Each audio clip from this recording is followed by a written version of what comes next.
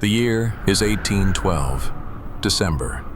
A skeleton of a man stumbles through knee-deep snow, his breath crystallizing in the air before him. His French uniform, once the pride of an empire, hangs in frozen tatters from his emaciated frame. His hands are black with frostbite. His eyes are hollow with hunger and horror. Around him, what remains of the most powerful army the world has ever seen is dying. Not in glorious battle, but step by agonizing step, breath by frozen breath. 6 months ago, 600,000 men crossed into Russia with dreams of glory and conquest. Tonight, fewer than 100,000 will survive to see another sunrise. The man who led them here, Napoleon Bonaparte, the military genius who conquered Europe, who crowned himself emperor, who bent kings and nations to his will like wheat before the wind, is fleeing in a covered sleigh, abandoning his men to the wolves. How did the greatest military commander in history lead his army into the worst military disaster in modern history? And why did one decision in Russia change the entire course of Western civilization? This is the story of how hubris, winter, and one burning city brought down an empire and reshaped our world forever. To understand this catastrophe, we need to understand one thing. By 1812, Napoleon Bonaparte wasn't just winning, he was everything. From Madrid to Warsaw, from Rome to Hamburg, almost all of continental Europe bowed before French power. Kings were his puppets.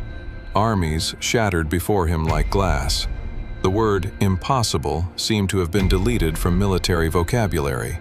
Napoleon had rewritten the rules of warfare. He moved faster than his enemies could think. He struck where they least expected. He turned their strengths into weaknesses. Across 20 years and dozens of campaigns, he had never truly been defeated. But there was one problem, one crack in the empire. One nation refused to play along. Tsar Alexander I of Russia had broken Napoleon's trade embargo against Britain, the continental system, threatening to unravel everything Napoleon had built. Russia was trading with its mortal enemy. The emperor's authority was being challenged, and Napoleon couldn't let that stand. What he didn't know was that the decision he was about to make wouldn't just destroy his army. It would end French dominance in Europe forever and set in motion forces that still shape our world today. Napoleon assembled the largest invasion force Europe had ever seen, 600,000 men. Soldiers from France, Italy, Prussia, Austria, and Poland. A truly multinational war machine stretching across 3 empires. The logistics alone were staggering. Tens of thousands of wagons, hundreds of thousands of horses, supply depots stretching back to Germany. His generals were nervous. Russia was vast, a land so enormous it could swallow armies whole. The supply lines would stretch for hundreds, then thousands of miles. Some whispered that this was madness, but Napoleon dismissed their concerns with imperial certainty. I have come to finish off, once and for all, the colossus of northern barbarians. On a warm summer morning, the Grande Armee crossed the Niemen River into Russian territory. The campaign Napoleon expected to last 4 weeks would instead last for 6 months of hell. And of those 600,000 who crossed that river with confidence in their hearts, fewer than 1 in 6 would ever cross back. But no one knew that yet. That morning, victory seemed certain. Here's something most people don't realize about this campaign. Something that challenges everything we think we know about Napoleon's defeat. Napoleon didn't lose a battle, because the Russians wouldn't give him one. Under Generals Barclay de Tolly and later the wily Mikhail Kutuzov, the Russians retreated, constantly and methodically. But they didn't just run. They destroyed everything behind them. Imagine you're a French soldier, marching deeper into enemy territory. You arrive at a village expecting food and shelter. Instead, you find ashes. Crops burned. Wells were poisoned or filled with corpses. Villages emptied of every living soul. Not a grain of wheat, not a chicken, not even a rat. This was the scorched earth strategy, and it was brilliant, ruthless, and absolutely devastating. Napoleon's army was designed to move fast and live off the land. It was his secret weapon, speed and mobility. But there was no land left to live off. Hunger swept through the ranks like a plague. Diseases such as typhus and dysentery tore through camps. Horses, the lifeblood of any army, collapsed by the thousands. Without horses, supply wagons stopped. Without wagons, food didn't arrive. Without food, men died. By the time the army reached Smolensk, just 2 months into the campaign, Napoleon had already lost 150,000 men. Think about that number. 150,000 soldiers gone. Not to battle, but to hunger, disease, desertion, and exhaustion. That's a quarter of his army evaporated before he fired a meaningful shot. His advisors begged him to stop, to consolidate, to turn back. Napoleon refused. Moscow was ahead. Victory was ahead. He would force the Tsar to surrender. He would humble Russia. He would prove, once again, that Napoleon Bonaparte could not be stopped. And then, suddenly, the Russians stopped running. On a misty morning outside the village of Borodino, 70 miles from Moscow, the two armies finally collided. What followed was carnage beyond imagination. The bloodiest single day of the Napoleonic Wars. Artillery thundered for 12 hours straight. Men charged into walls of grape shot. Bodies piled upon bodies. The earth itself seemed to scream. 70,000 men fell in a single day. Imagine a modern football stadium. Now fill it with dead and dying soldiers. That was Borodino.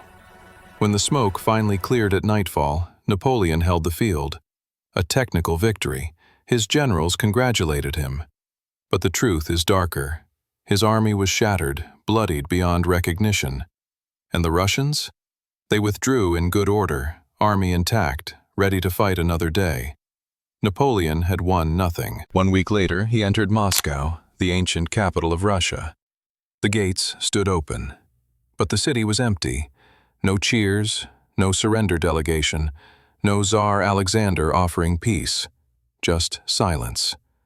And then, as Napoleon watched from the Kremlin, the fires began. Moscow was burned by its own people rather than let Napoleon have it. For 5 days, flames swallowed the ancient capital. Palaces, churches, homes, everything. For 5 weeks, Napoleon waited in the ruins for a peace offer that would never come. And outside, winter approached like a slow-moving army of death. When Napoleon finally ordered the retreat, it was already too late. What followed was perhaps the most horrific military disaster in modern history. Temperatures plunged to 30 below zero. Soldiers froze where they stood, dying on their feet. Horses were slaughtered and eaten first for meat, then desperately cut open so men could thrust their frozen hands inside for warmth. Russian cavalry Cossacks attacked relentlessly. They struck at night, at dawn, during blizzards. They gave no mercy. At the Berezina River, in late November, thousands drowned or were crushed in panic as 2 rickety bridges collapsed under the weight of a desperate mob. Mothers threw their children into the icy water. Men trampled their brothers. The river ran red. And in December, Napoleon made his final, damning decision. He abandoned his own army and raced back to Paris in a covered sleigh, leaving his men to die in the snow. Of the 600,000 who marched in with flags flying, barely 100,000 returned as broken ghosts. Some estimates say only 27,000 were capable of fighting. The Grande Armee, the greatest military force Europe had ever assembled, was gone. The Russian campaign didn't just destroy an army, it shattered Napoleon's legend of invincibility. Within 2 years, all of Europe invaded France. Napoleon fell from his throne, was exiled to Elba, returned for 100 dramatic days, fell again at Waterloo, and died alone on a remote island far from home. The Europe that followed its borders, alliances, rivalries, was born in the ashes of this defeat. But here's the deeper question. Could Napoleon have won? What if he'd listened to his generals? What if he'd stopped at Smolensk? What if he'd never invaded at all? The world we live in today, NATO, the European Union, the balance of power between East and West, all of it traces back in some way to those 6 months in 1812. And it all began with one decision: to march into Russia. Napoleon knew the risks. His advisors warned him. History warned him. Charles XII of Sweden had tried the same invasion a century earlier and been destroyed. But certainty blinded him. Is there any force more destructive than a powerful man who cannot imagine being wrong? In 1812, the greatest army in the world marched east with dreams of glory. 6 months later, the snow held their bones. Napoleon once said, "History is a set of lies agreed upon." But the 500,000 men who died in Russia were no lie. That was the cost of one man's hubris. If this story fascinated you, hit subscribe, because the story of what happened next, Napoleon's final gamble at Waterloo, is even more incredible. And drop a comment. What historical disaster do you want us to cover next? The past isn't just dates and dead people. It's a mirror. And sometimes what we see reflected back is ourselves.